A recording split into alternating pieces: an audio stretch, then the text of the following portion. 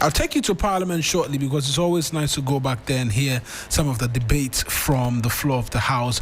Ofori-Atta, others face court November 24 over major 78-count graft case. This is the Daily Annals, their big banner story. NPP upholds ban on proxy voting. Jose Usu is here. Justice Richard Budu to be laid to rest tomorrow at United Church, Teshinungwa. Court of Appeal frees Assemblyman in Major Mahama murder case. Ghana's economy strong to purchase new jet and Nogbe and Accra Kumasi Expressway misplaced priority. Okaikwi Center. We'll hear from him. We'll hear from him shortly. Don't worry. The Daily Gist, 2026 NPP presidential primaries. No proxy voting. Election committee rules. Charge petition to probe public officers over asset declaration default. Now Toshi attacks Baumia. Justice Rita Budu goes home. OSP dancing around Ofori-Atta. And this one there, I cannot take this one. I'll leave it out. But let me take you to Parliament. First off, hearing the argument by Patrick Boama questioning the funding for that expressway, and then a bit more as well as we lay the foundations for today's show. Not during Kwame Pepra's time, Safu Mafo's time, Barredu's time, up to Atufosin first. Mr. Speaker, there's a reason why your budgets must be read during prime time. When our budget was read at 5:37 p.m. this year, our major creditors were all asleep. Some of them were just waking up. The Chinese were asleep. The Australians were just waking up. Our European partners were at dinner. Ghanaians were rushing home to go and sleep after work. It tells you and gives you the reason why the markets did not respond positively to our budgets this year. Why am I saying that, Mr. Speaker? The Ghana cedi experienced a depreciation in value against the US dollar on Friday, which was the 14th. November 14th, that's a day after the budget, 2025, recording an average buying rate of 10.85 Ghana cedis to the dollar and selling at around 11.42. At the Forex bureaus, the cedi was trading at 12 Ghana cedis to the dollar and purchasing at 12.35 dollars to the cedi. Mr. Speaker, it tells you how unresponsive our budget was to the market and how investor-friendly it was into the market. Mr. Speaker, I go to the meat of the budget. Adia, this is the second budget of His Excellency the President of the Republic of Ghana. You are not 10 months or 9 months into government. This is the second budget of the President.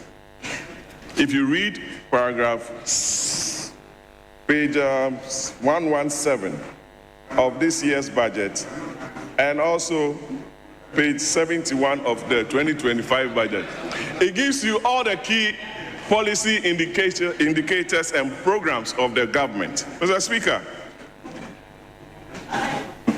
according to the Minister of Finance, revenue from oil is falling, and I didn't hear any specific policy measure to improve upon our oil revenues. Mr. Speaker, as we speak, the Pecan oil block, which has Luke Oil as a major stakeholder with 38%, with Luke Oil having to face sanctions from the United States of America, I expected the minister to have given us a clear policy guideline on what the government of Ghana was doing to shore up our oil revenues. And I read from the statement from the U.S. Department of Treasury Office of Foreign Assets Control, OFAC, that all assets of Luke Oil ought to be taken care of, or they should start with the process of winding up their assets by the end of this year. I know the officials of this government are interested in the second gas processing plant, but this is a very important matter that the government should have taken a closer look at. I know you are talking to some Americans on some plant in Oklahoma. Closely, we are monitoring to see the outcome of that, Mr. Speaker. Mr. Speaker, in this year's budget, the mention of Private sector, I counted about 22 in different paragraphs, Mr. Speaker. But the private sector is not responding to the call of this government, Mr. Speaker. If you look at the macroeconomic indicators that the minister mentioned, inflation around 8%. But the ones that the private sector has to look at to take the bold steps to invest and create the needed jobs in the country were very weak and low. Mr. Speaker, non-performing loans, according to the Bank of Ghana, is just around 23%, Mr. Speaker. This compares with most current banking industry NPLs of 4.2% in Nigeria, 17.4% for Kenya, and a ratio of 1% for the South African banks. So, if the government is refusing or has not taken any bold steps to pay contractors of monies owed them, how would they be able to go out and make the necessary borrowing, invest in the right sectors of the economy, and create the needed jobs that this budget is seeking to talk about? Mr. Speaker, if you look at the cover page of this year's budget, you can see a clear Photoshop of a certain express road that the minister spoke about, that he was going to construct an express road to Kumasi. Mr. Speaker, what is the crime of the people of this country, especially those of us who ply that route to our villages, especially from Accra to Paga and to Boko? For 8 years, from 2009 to 2016, not a single kilometer of road was added by the NDC government. Yes, yes. You come into government again, and instead of you prioritizing with the completion of the dualization of the Accra-Kumasi road, you are telling us that you are going to construct an express road. From which funds? You know that. It's a complete misplaced priority. What Ghanaians want to see is the completion of the dualization project that was started by the Akufo-Addo administration. Yes. Then you can even look at that, because even the financial models do not help you. How are you going to construct this? Through a PPP arrangement? And how much are you going to charge road users? It's for you to take that decision. But Mr. Speaker, let me share this data with you. I got it from the National Road Safety Authority. In 2025 only, deaths on the Accra-Kumasi highway is 525 for Eastern Region, Ashanti 570, and Greater Accra 331. The Speaker, so a reasonable government would take the completion of the dualization program as a priority, complete it, and save Ghanaian lives, rather than taking another step of constructing an expressway, which I believe it's not a priority for Ghanaians. Mr. Speaker, it's very important we look at that. That's Patrick Yabwama arguing that, look, that expressway is not a priority at this particular point in time, because there's a dualization project which is not yet done. And so why is the government seeking to focus on another expressway? Let us know what you think when we open the phone lines in relation to that.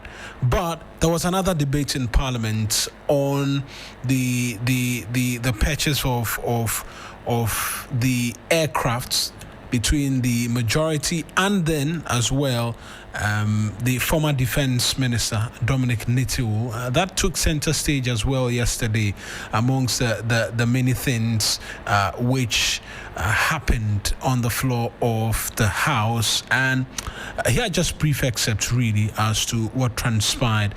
Then we get into some other papers for you this morning as well. And it was essentially Mahama Ayariga and then the former defense minister, but let's give you a brief excerpt.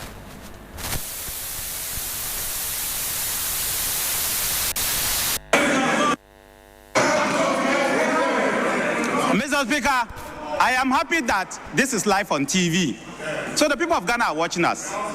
Mr. Speaker, First of all, either some people were not listening or they have just failed to listen. Mr. Speaker, I cite the military operates two types of aircraft. They operate pure military aircraft. And I gave you the description, the type of aircraft that we have. They also operate VIP aircraft. Because in your own budget, you said you were going to buy medium-range aircraft and you are going to buy long-range aircraft. There are only two types you can buy. You can either buy military aircraft or you can buy VIP aircraft. And I took my time to educate you what a medium-sized military aircraft is with description. Mr. Speaker, that's what I gave you. I also took my time to educate you on what a long-range military aircraft is. And that's what I gave you, Mr. Speaker. Mr. Speaker, I then concluded that Ghana already has 3 medium-sized aircraft, so we don't need it, and we have never requested for it. 3 medium-sized military aircraft. 3. I also said, Mr. Speaker, that no African country, in fact, very few countries in the world, apart from about 3 or 4, are operating long-range military aircraft. So Ghana Air Force has never and will never request for long-range military aircraft.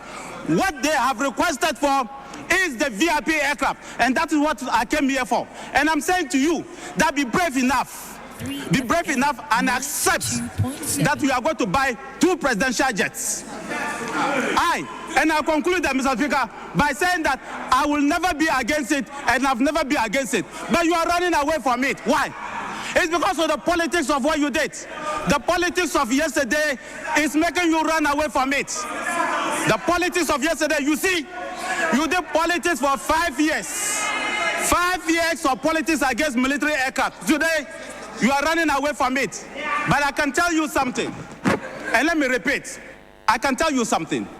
I, who sat for 8 years in that place, knows the needs of the military better than anybody in this room. I can tell you that. And I agree, Mr. Speaker, and I agree that it is not in our interest. And let me conclude. I agree that it's not in our interest as a nation not to have a strategic lift. Honorable Nitiwood, I will ask that they should stop your time for you. Let me listen to Honorable Ayariga. Once again, Mr. Speaker.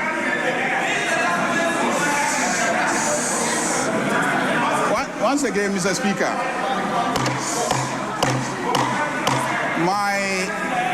My point is a simple one.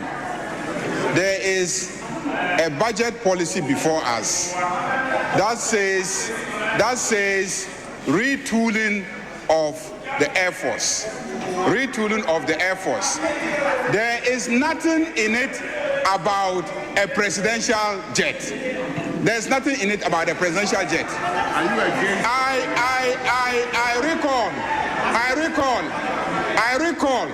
I recall that not long ago, just about a year ago, that you were in this house to brief us on the need for this house to approve the purchase of a presidential jet because the existing ones were not fit for purpose, and that is why the president was hiring aircraft and buffing the air, aircraft that had bathrooms, and he was flying and buffing in the air in aircraft that had bathrooms.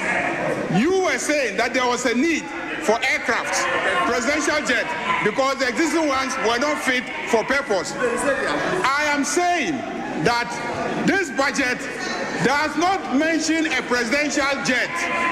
This budget talks about retooling the Air Force. And our rules, Rule 25, Rule 125. Let me read, Mr. Speaker. Mr. Speaker, let me read.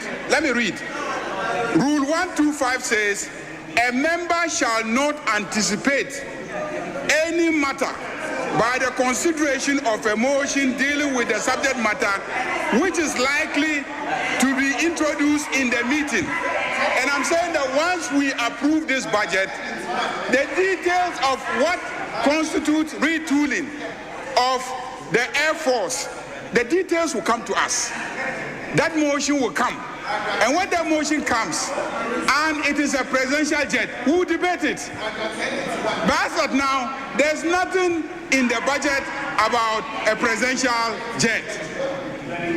And so you cannot premise your debate on anticipation that this government might be considering the purchase of a presidential jet.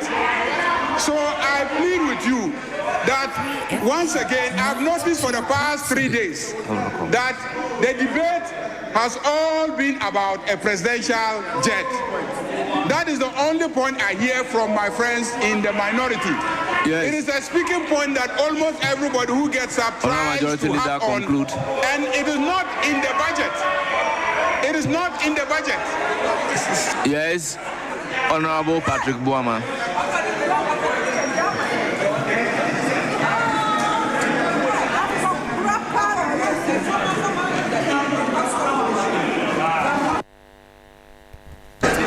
Well, those are some excerpts from the floor of the House. Let's get a bit more into other matters. Some more papers are here, Helen, as well as 6. Congratulations. Congratulations to you. Anyway, good morning. How are you doing? Well, are you projecting? What his invitation has come.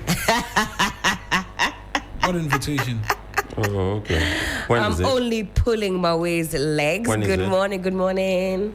Na, na, na, na, na. No, they say if you're looking for something, you have to manifest, isn't it? Yeah, that's true. Yeah, you have to speak it into existence. Congratulations. In fact, thank you. I accept. In any situation, this morning, in fact, before I even read this paper, there's a manifestation I want you both to say along with me. There's power in the tongue, and where there are two or more, where there are two or more gathered.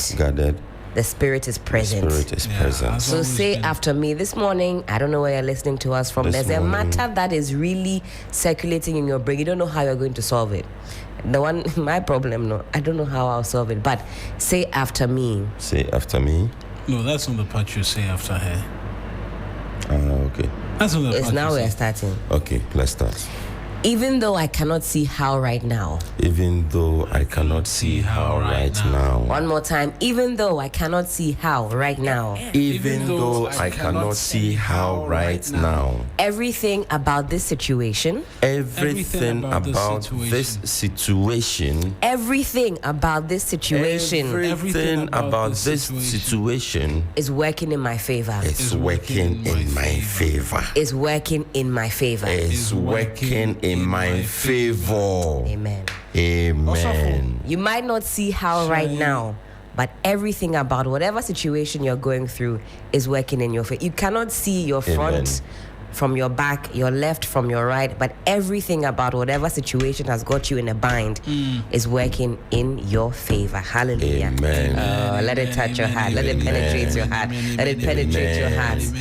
Amen. Sixes, how are you doing this morning? I hope the Spirit has filled you. You just touched me. You just touched me. Because I know there's a situation you cannot see it looks cloudy. Yeah. You cannot see how right now. We spoke about it yesterday, so I don't know your problems, child. Your problems. Sixes has a problem every day. Oh no, 1 man 1,000. One problem. What is it? 2 problems, 1 God. Yes. You just gave me hope, and you are seeking to take it back. No. You are fortified. We do no such thing. You are fortified. We do no such thing in taking it away from you. Repeat those affirmations this morning. All right, let me take you to the daily graphic, and the front page has this to say: improving public financial management. No more check payments by public sector. We're going digital. Electronic transfer takes effect next quarter. So that's the top of the year. You've got the Controller and Accountant General here, Kwesi J, pictured on the front page. No more check payments by public sector. We're going to do electronic transfer only. Government secures. We'll get into that actually. Mobile money is electronic, isn't it? I'm hoping we're talking bank to bank. I hope so. None of that. Send it to my Momo, please. Bank to bank, I hope. Government. If it's Momo, there will be a problem. I agree with you. I agree with you on that score. Because you have to pay. That is why you hear ministries will begin to say, charge is not. Charge is not count. Charge is not count. I don't miss that era. A chief director is sending a transaction. They do try. The chief director say, "Is he big man?" He go say, "Don't forget to add the charges." Can you imagine? Charges with the extra S. Charges. Anyhow, government secures 47 million euros for irrigation farming. That's coming from the Agric Minister. COP30 in limbo as fire outbreak creates stampede. Full details on page 2. I'm actually quite intrigued. Yes. COP30 in limbo, fire outbreak. Have you gentlemen heard about this? Okay, so the 30th Conference of Parties, COP30, underway in the Brazilian city of Belém, ended abruptly yesterday following a stampede triggered by a fire outbreak at the conference grounds. The fire outbreak reportedly started at the China Pavilion, located in the Blue Zone, and spread quickly to the African Pavilion. Is this a metaphor? China Pavilion. It started from the China Pavilion and spread to the Africa Pavilion. The Africa Pavilion.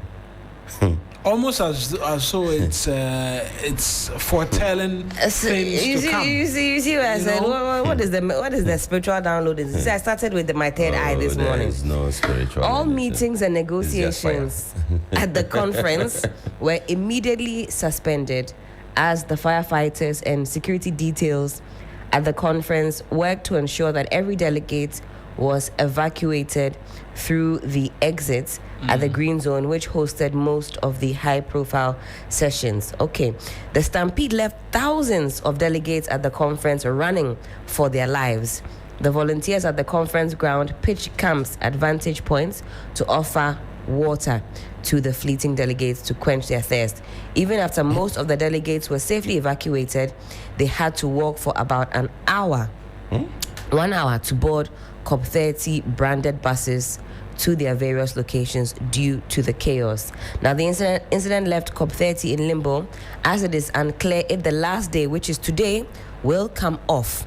The situation puts the conclusions of negotiations in limbo, especially so where there were writings on the wall that the negotiators might require extension beyond the normal time frame. Already, the Daily Graphic has gathered from the negotiators that entrenched positions taken by various blocs are creating tense moments in the meeting rooms. Meanwhile, the Brazilian COP presidency is yet to issue an official statement on the fate of the conference. That's certainly one to look out for.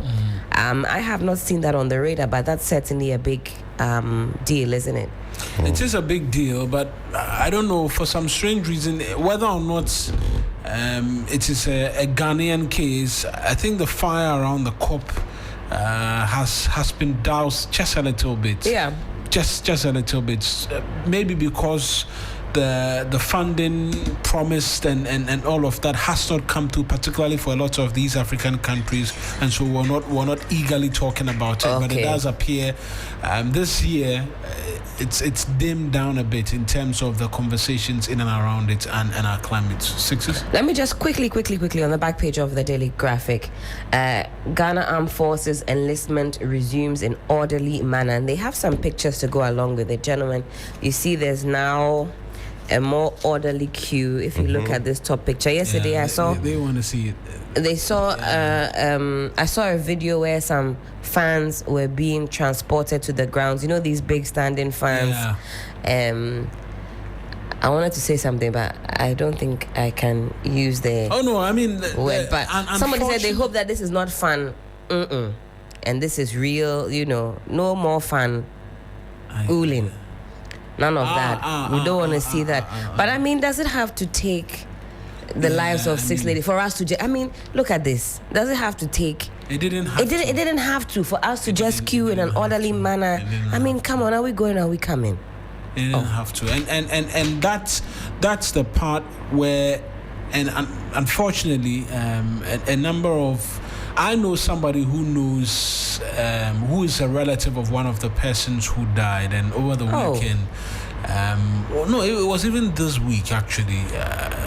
the person was showing me the status of the brother of the deceased, and he's been in complete disbelief about the fact that his sister died, especially in that manner. And then you find out that things could have been done this way to preserve life.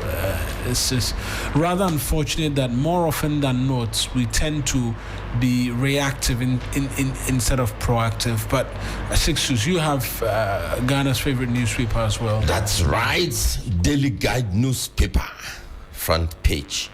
NPP primaries committee rejects diaspora proxy votes petition. This is fast becoming an issue in the NPP. I saw this one circulating this week. Did you gentlemen cite that? Yes. I don't know. Was it the Swedish branch? Yes. Okay, Swedish branch want to have their say. They were asking that, look, don't lift the ban on the proxy. Because there are some who had petitioned the elections committee that, look, let's allow proxy voting because some of us will not be around. Yeah. That, we understand, creates a lot of confusion on the day of voting. Okay. And so I think the party's decision was that, look, as much as you will be denied the chance to vote via proxy, it is very important that we avoid the acrimony. Because already things have not looked entirely so great on the campaign platform, where they've been attacking each other and unity of the party has come into question. Allowing such a thing play out where persons will come out and say proxies were used to do this and that, then it could be counterproductive. And so if you want to vote, come down and vote. All right.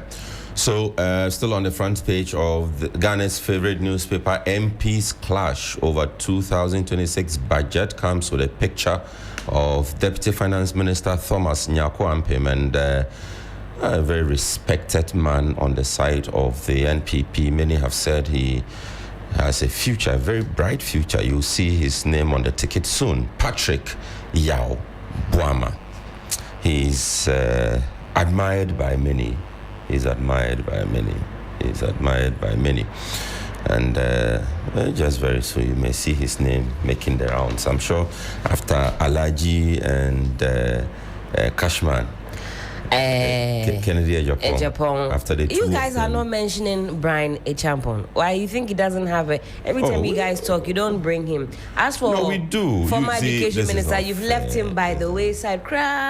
He is dealing with. I'm leaving him by the wayside. We have Brian Echampong. We have Engineer Japan. We have. But we've always mentioned Brian Echampong here. In fact, Engineer Japan says there should be a debate, a televised one actually. Between all candidates. To what end?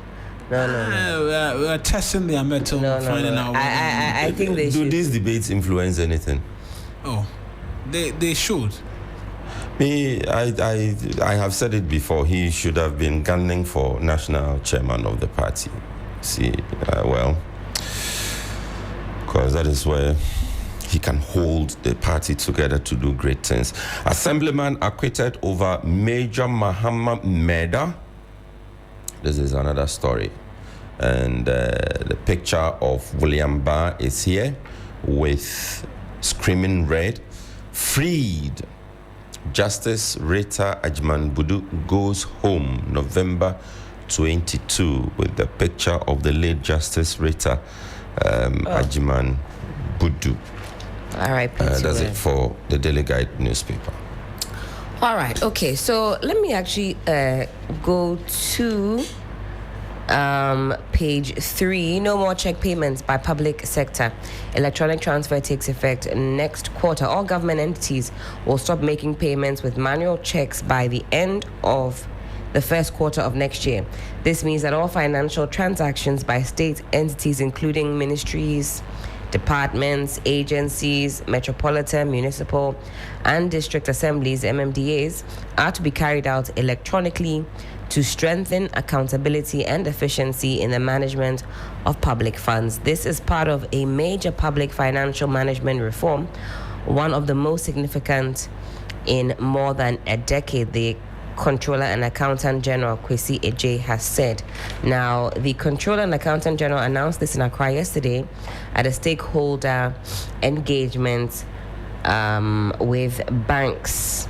Now, the stakeholder meeting, which brought together representatives of banks and key partners, served as a renewed call for collaboration to finalize the integration of the GIFMIS GIPS EFT system.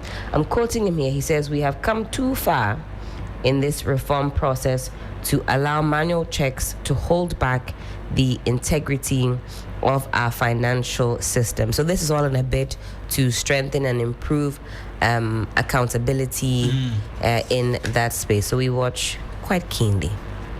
Always nice when these things are announced, but I say it's the implementation that counts. That's right. The sweetness in the eating. That's what really matters. Six, you have a few for us. Let me take this Major Mahama Meda story. Christmas. A story is by Jibril Abdul Razak, court correspondent for Delegate newspaper, says that Christmas came early for William Barr, the former assemblyman for Dencha Obuasi in the Central Region, who was accused of abetting the gruesome murder of Major Maxwell Adams Mahama in 2017, as he's been acquitted by the Court of Appeal. William Barr was sentenced to life imprisonment last year after a 7-member jury found him guilty of the offense of abetment of murder. The prosecution had alleged that he mobilized some youth of the area to assault the late soldier, who was mistaken for an armed robber, resulting in his death and his body partially burnt by his assailants. William Barr was one of 12 persons to have been found guilty of abetment, conspiracy, and murder of the late soldier. But his lawyer, George Bernard Shaw, challenged the conviction and sentencing on ground that the trial judge, Justice Mariama Owusu, a Supreme Court judge sitting with additional responsibility as a High Court judge, did not properly direct the jury in her summary, leading the jury to return the guilty verdict. It was his case that had the judge properly explained the crime of abetment and the role the accused allegedly played, the jury could not have found him guilty. The Court of Appeal, in its decision yesterday, unanimously held that there was no direct evidence that William Barr gave any instruction or armed the other convicts to attack Major Mahama, leading to his death. The court was of the opinion that the jury would not have returned a verdict of guilt if they had been properly directed by the trial judge. The court also held that abetment requires intentional association and that merely being associated does not suffice. Quote, "Justice demands more than public sentiments. We are sad about the death, but we have judicial oaths," the court added, while quashing the conviction and setting aside the sentencing. William Barr, who was wearing a white shirt and a pair of black trousers, was overwhelmed with emotion and broke down in tears just after the decision of the High Court.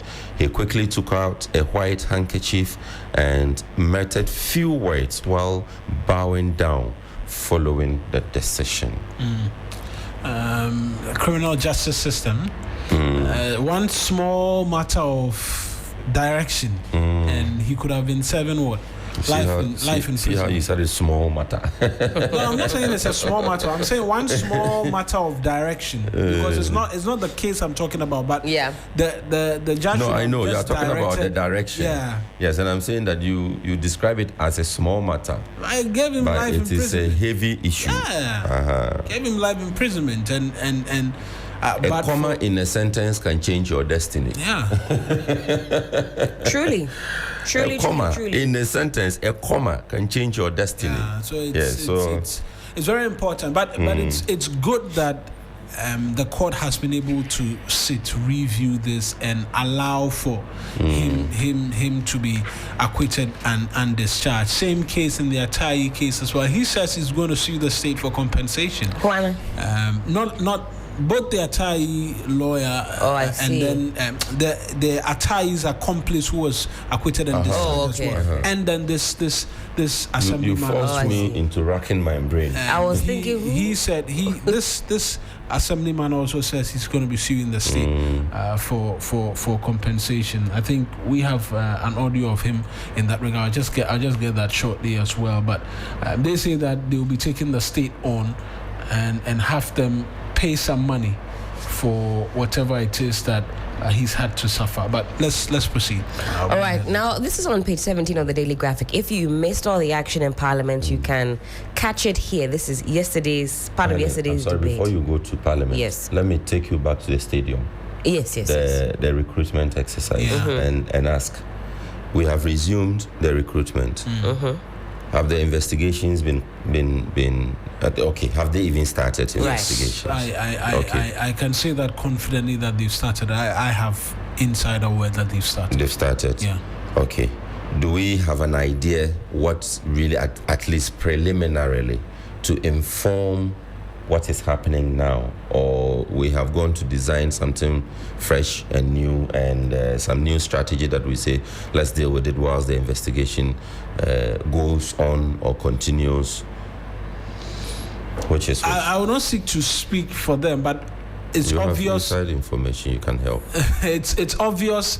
Some lessons have been learned from what it is that played out last week, and so there's. How do you assess that? The evidence is what we all saw. Because they brought some 5 fans and they're all standing in the queue. Not about the fans, but on face value, we all see that new centers have been created. Persons are being asked to come in batches 600.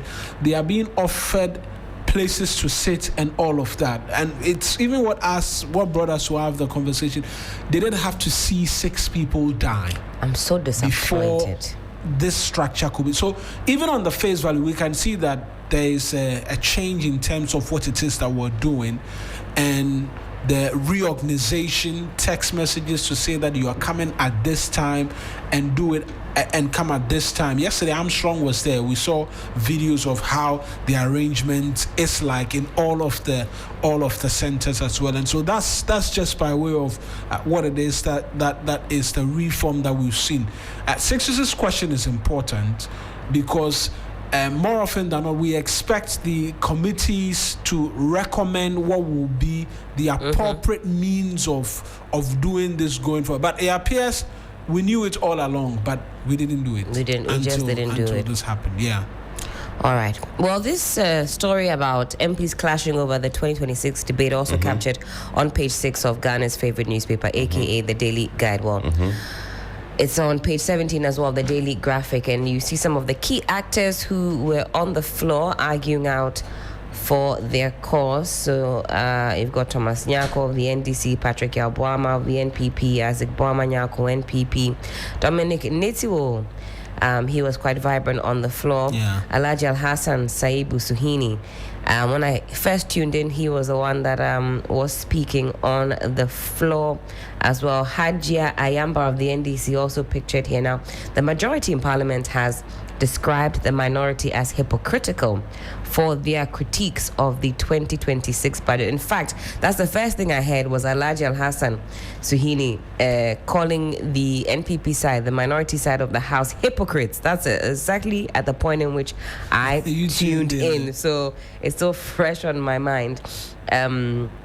Arguing that they lament unemployment and poverty despite having presided over economic mismanagement in the past. In fact, right after that, Dominic Nitiwo took to his feet and he said, you are still talking as if you are in opposition. You were lamenting in opposition, you are in power, you are still lamenting. I thought that was quite the banter. But during the debates on the 2026 budget statement and economic policy held on the floor of the House yesterday and presided over by the first Deputy Speaker and MP for Akachi South, Bernard Ahiafo, they insisted that the budget emphasizes growth-oriented spending, fiscal prudence, and investments in critical sectors such as energy, roads, education, and agriculture to create jobs and reduce poverty. Speaking of Deputy Speaker Bernard Ahiafo. I'm always looking forward to see him banter with Minority Leader Alexander Fenyomaking. Yesterday, they provided me with some tete-a-tete. Honorable members, order. Yesterday was vibrant on the floor. If you didn't tune in, get yourself a copy of the paper. Well, the minority, however, questioned the budget's effectiveness, arguing limited progress on employment, falling oil revenues, and questionable expenditure, including VIP aircraft purchases. Still a very hot topic on the floor of Parliament. Yesterday, sparking even more debate. We were listening to that just this morning. The minority also called for greater transparency in gold reserve funding and urged the government to focus on completing existing infrastructure before embarking on new projects. Story goes on and on page 17. Well, I'll take you to the Daily Gist. OSP dancing around Ofori-Atta.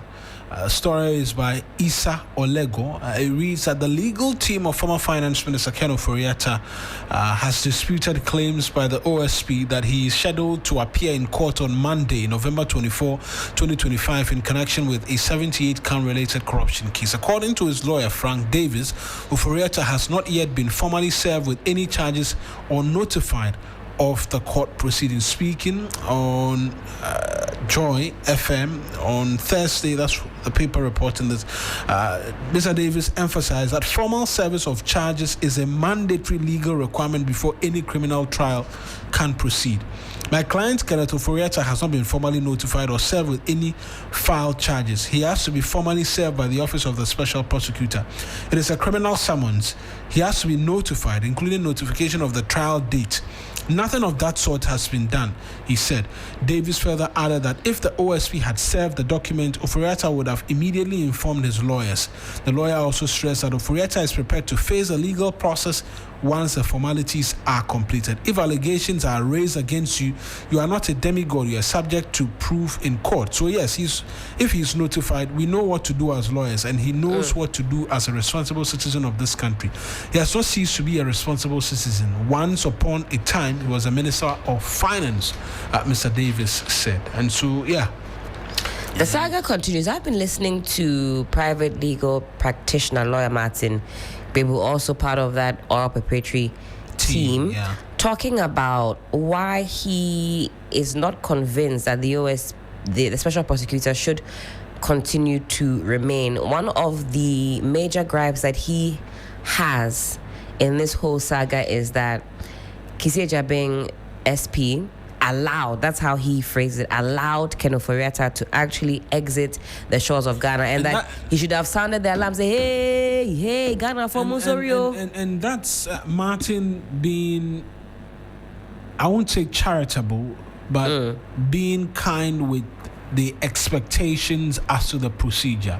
In fact, there are a lot more individuals who believe in exactly what it is that Martin Pebu is saying, and the fact that, look, there were processes available to the OSP to, in fact, halt Kenneth Ofori-Atta from leaving the shores. Because in that interview, which has resulted in Martin Pebu saying that, look, now he doesn't trust the OSP at all, is that he wasn't receiving cooperation from other state agencies and the like. So there are people who say that he could have gone to the court for summons.